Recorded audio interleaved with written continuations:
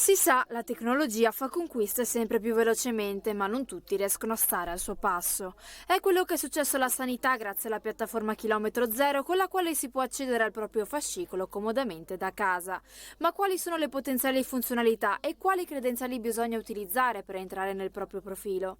Sono queste alcune delle domande alle quali gli incontri rivolti alla cittadinanza dell'azienda US9 Scaligera si propongono di rispondere. È stato spiegato come si accede al fascicolo sanitario elettronico, quindi attraverso SPID, carta d'identità elettronica, e una volta atterrati nella piattaforma del fascicolo sanitario elettronico ci sono tantissime funzioni che avvicinano appunto il cittadino all'utilizzo di strumenti amministrativi sanitari, quali lo scarico dei referti, la possibilità di inviare delle richieste per delle prenotazioni sanitarie, il cambio del medico di base, quindi tutte cose che dove il cittadino sarebbe in altre situazioni costretto a recarsi personalmente, quindi perdendo anche del tempo o comunque magari utilizzando dei parenti, dei figli per l'utente anziano,